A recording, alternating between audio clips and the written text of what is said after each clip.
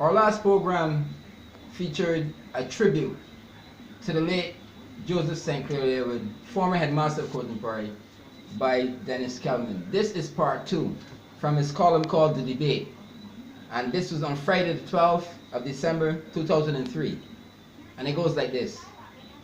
Last Monday was the funeral of the late Joseph Sinclair Yearwood, which was attended by His Excellency the Governor General, his friend from school days, Acting Prime Minister Reginald Farley, who stood in for the Right Honourable Prime Minister Owen Affer, who was on overseas on official business, the Right Honourable former Prime Minister Sir Lloyd Erskine Sandiford, his Deputy Philip Graves, Minister Rawle Eastman, Minister Cynthia Ford, Dame Patricia Simmons, and Professor Hilary Beckles, and many other distinguished guests who were part of the large congregation. This congregation was special because it included many present and former students, friends of the family, friends of the school, friends of progress, and many constituents of St. Lucie, especially from the western end where the Yearwoods, Brooms, Battleshees, Braffits, and the Boyces were brought up. I want to make special mention of two friends who made a special effort to attend, Senator Frundle Stewart and Hal Gollop, and many others who attended who are too numerous to mention. The tribute paid to the late Joseph Sinclair Yearwood by the present principal was like bestowing the highest honor on a person. It was an acknowledgement of a person who stood and worked hard for what they wanted beyond the call of duty. What was interesting about the tribute was the comparison of the qualities of the Right Excellent Duncan O'Neill, and this quality is not very hard to distinguish among the O'Neill family. This family is very committed to the cause and has always fought on behalf of the masses, and those who do not understand the importance of pride, loyalty, and independence will never understand the O'Neill family.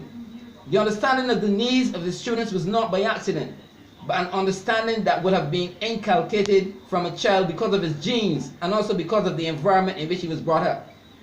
Ask any person who can be found in the old Half-Moon Fort School, which is now the Fish Market, which was the primary school where he started his primary education. If you want to know anything about young Yearwood, ask Bain or Murphy, who would tell you that he was not scared to take on any person who was prepared to challenge him physically or otherwise. He was not only brilliant educationally, but at everything he did. As a headmaster, he challenged the system to ensure that the students who were the offspring of the masses were given equal opportunity, and understood the importance of empowering these students by not sending them home when their parents could not pay their school fees at the designated time. The importance of a meeting turn, the selling of livestock, and timing of the sugarcane payments were noted. The importance was known to him from being the offspring of a shopkeeper and businessman. The main feature of the late J.S. Yearwood was his ability to put himself in the position of the least fortunate, and this should be a quality that politicians emulate in order to come up with a process that can liberate the masses from their plight. The process of empowering the masses for future development and the importance of the multiplier effect on the economy when the masses are empowered was fully understood. Past students of Courtney Prairie must use their positions across Barbados to honor their late headmaster by looking after the interests of the country with understanding that Barbados can only improve its GDP when the masses are empowered. The late headmaster would not want his students to be selfish, but he would want them to stay focused and be the best at what they do. Like his request to Anthony Jones, go and beat that boy Barney Lynch. This request by the late headmaster to his student was carried out by Anthony Jones, and Greenwich and I saw it. He has also spoken to me, and I will do my best to complete the mission he requested of me. The O'Neill mission must be completed, and the masses need not fear, because the fight to liberate the masses from their economic shortcomings will always be fought by the O'Neill family.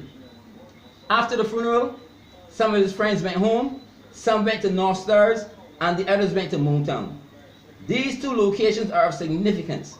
North Stars is the brainchild of Ashley Toppin, a relative of the O'Neill family, which is located on land owned by one of the O'Neill relatives. This location has added value to the area and has created the impetus for community tourism in the area. The Moontown area is the area where the late headmaster started his primary school education and then went on to Sealer School, which is sponsored by North Stars, which is not too far from the school. Moontown has changed the area, and many persons who previously had no interest in living in the North are now appreciating the importance of the North to the development of Barbados. The part of Barbados that will change the whole outlook will be St. Lucie. May he rest in peace. M.M Out There, that's all for now. Bye.